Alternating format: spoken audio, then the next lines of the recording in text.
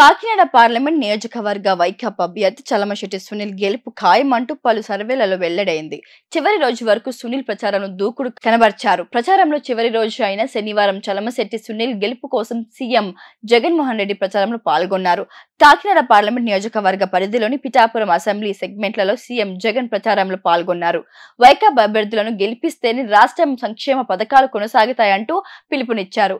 కూటమి పేరుతో మాయమాటలు చెప్పి సంక్షేమ పథకాలను అడ్డుకునే వారికి తగిన గుణపాఠం చెప్పాల్సిన బాధ్యత ప్రతి ఒక్కరికి ఉందని సీఎం జగన్మోహన్ రెడ్డి పిలుపునిచ్చారు. ఇక పారిశ్రామికవేత్త అయిన చలమశెట్టి సునీల్ గెలుపుతోనే కాకినాడ అభివృద్ధి సాధ్యమంటూ వైకాపా నాయకులు బల్లగుద్ది మరీ చెప్తున్నారు. సునీల్ సొంత మేనిఫెస్టోలో కాకినాడకు చెందిన పలు అంశాలను ప్రస్తావిస్తూ అభివృద్ధి మరియు సంక్షేమకు హామీలు ఇవ్వడం జరిగింది. ఇండియాలో ఏపీలోనే 974 కిలోమీటర్ అత్యధిక ధర ప్రాంతం ఉంది.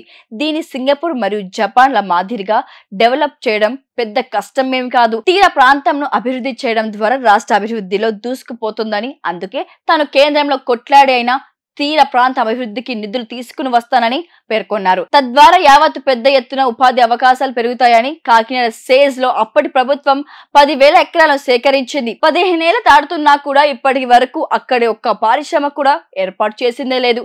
నన్ను ఎంపిక గెలిపిస్తేనే అక్కడ పెద్ద ఎత్తున పారిశ్రమలు ఏర్పాటు కృషి చేస్తాను. తద్వారా యావత్తు పెద్ద ఎత్తున ఉద్యోగాలు కల్పన జరుగుతుందని సునీల్ అన్నారు. కరోనా టైంలో ఎంత మందికి బాసటగా నిలిచిన సునీల్ ను గెలిపించి ఆయన మంచి మనసుకు ఓటు వేయడం ద్వారా ముందు మరిన్ని అభివృద్ధి మరియు సంక్షేమ కార్యక్రమాలను ఆయన చేస్తాడు.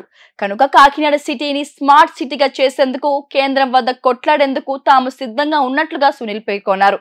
జగన్ తో కలిసి సరికొత్త ప్లాన్ తో కాకినాడను స్మార్ట్ సిటీగా మారుస్తాను అంటూ హామీ ఇచ్చారు. నియోజకవర్గంలో ఉన్న సహజ వనరుల మరియు సముద్ర తీరంను ఉపయోగించుకొని వేలాది మంది యువతకు ఉపాధి కల్పించవచ్చు. ఆ దిశగా నేను ప్రయత్నిస్తున్నాను అంటూ సునీల్ ఇస్తున్న హామీలకు అంతా కూడా ఫిదా అవుతున్నారు. ఫ్యాన్ గుర్తుకు ఓటు వేసి వైకాపాను గెలిపించాలని భావిస్తున్నారు. ఈ రాష్ట్రంలో జగన్ అధికారంలోకి రావడంతో పాటు వైకాపా తరఫున మెజారిటీ ఎంపీలు పార్లమెంట్ వెళ్లడం ఖాయం. అందులో సునీల్ ఒక ఎంపీగా ఉండటం పక్కా అంటూ వైకాపా కార్యకర్తలు చాలా ధీమాగా చెప్తున్నారు.